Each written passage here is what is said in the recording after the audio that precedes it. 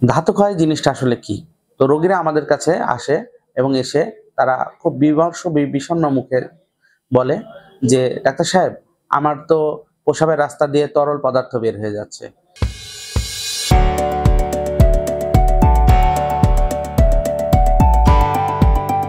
আসসালামু আলাইকুম। আমি ডাক্তার মোহাম্মদ আলমগীর রেজা, চর্ম ও যৌনরোগ বিশেষজ্ঞ হিসেবে কাজ করছি রাজশাহী মেডিকেল কলেজ হাসপাতালে। Doctor Alamgir Reza skin and sex research সেন্টারের একজন কনসালটেন্ট আমি। আজকে আমরা আলোচনা করব স্পারমাটোরিয়া বা ধাতু ক্ষয় নিয়ে। ধাতু ক্ষয় জিনিসটা আসলে কি? তো রোগীরা আমাদের কাছে আসে এবং এসে তারা খুব বিমর্ষ বিষণ্ণ মুখে বলে যে, "ডাক্তার সাহেব, আমার তো প্রস্রাবের রাস্তা দিয়ে তরল পদার্থ বের হয়ে যাচ্ছে।" তাহলে এতে অসুবিধা কোথায়? অসুবিধা হলো তারা বিভিন্ন ধরনের অসুবিধা বোধ করে। যেমন প্রথমত তারা বলে যে, আমি নামাজ কালাম পড়তে গেলে এটা বারবার অপবিত্র হয়ে যাচ্ছে। তারপরে উনি অনেক সময় বলে যে, আমার পেশাব পায়খানা করার সময়, প্রস্রাব পায়খানা করার আগে বা পরে বা যখন আমি একটু জোরে চাপ দেই, সেই সময় এটা বের হয়ে যাচ্ছে। অনেক সময় তারা কমপ্লেইন করে যে, আমি আমার আ পার্টনার বা তা আমার পার্টনারের সঙ্গে যদি আমি ফোনে কনভারসেশন করি, কথা বলি, তখন কিন্তু আমার এটা বের হয়ে যাচ্ছে। বা এরকম বিভিন্ন সময়ে তারা এই ধাতু ক্ষয়টা নিয়ে বেশ উদ্বিগ্ন থাকে। তো এইটা হচ্ছে যে এবং এইটা তাদের মধ্যে এত উদ্বিগ্নতা এবং বিষণ্ণতা কাজ করে যেটা তাদের মানসিক একটা ট্রমার মধ্যে চলে যায়। তো আজকে আমরা এই বিষয়টা নিয়ে খোলাসা করব। সেটা ধাতু ক্ষয়টা আসলে কি?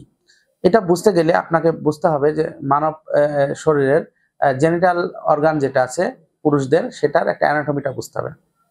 প্রথমে টেস্টিস যেটা আমরা বলি অন্ডকোষ, এখানে আমার শুক্রাণু তৈরি হয়। তারপর শুক্রাণুটা অনেক দূর রাস্তা পার হয়ে এপিডার্মিস, তারপর হচ্ছে যে সেমিনাল ভেসিকল এবং কিছু প্রোস্টেটিক ফ্লুইড, এগুলো নিয়ে একটা লম্বা রাস্তা পার হয়ে সে অ্যা বাইরে বের হয়। তো এখানে কিছু জায়গায় কিছু জিনিস যুক্ত হয়। যেমন সেমিনাল ভেসিকল থেকে সেমিনাল ফ্লুইড যুক্ত হয়। প্রোস্টেট থেকে প্রোস্টেটিক ফ্লুইড যুক্ত হয়।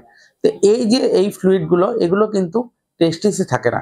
অর্থাৎ মূল শুক্রাণু বা মূল সিমেন না। সিমেনের একটা কম্পোনেন্ট বলা যেতে পারে, কিন্তু মূল শুক্রাণু না। এগুলো কিন্তু আরো উপরের দিকে থাকে। তো যখন মানুষ এইটা যখন সে একটা ইরোটিক কনভারসেশন করে, অর্থাৎ উত্তেজনাকর কথাবার্তা বলে বা তার পার্টনারের সাথে ফোনে কথা বলে বা পর্নোগ্রাফি দেখে বা ওই ধরনের কোনো উত্তেজনাকর বিষয়ের সাথে সে যুক্ত থাকে, তখন কিন্তু তার এটা হয়। তো এটা আসলে সমস্যা কোথায়? সমস্যাটা হচ্ছে যে তার কাপড় অপবিত্র হয়, এটা ঠিক। এর সঙ্গে তার একটা মানে যখনই এরকম হয় তখন তো তার একটা অসুবিধা তৈরি হবে। কিন্তু প্র্যাকটিক্যালি এটা কোনো ক্ষতি নাই। এটা মানুষের স্বাভাবিক একটা প্রক্রিয়া। এইটা যাদের বিয়ে-শাদী হয়েছে, যারা নিয়মিত শারীরিক সম্পর্কের কাজে যুক্ত থাকে, তাদের কিন্তু এটা কোনো অসুবিধা তেমন করে না। বা এটা তাদের মানে এটা বেশি একটা হয়ও না। কিন্তু যারা অবিবাহিত বিশেষ করে তাদের ক্ষেত্রে এটা কিন্তু খুব অসুবিধা করে। তো এইটার আসলে কোনো ক্ষতিকর দিক নাই।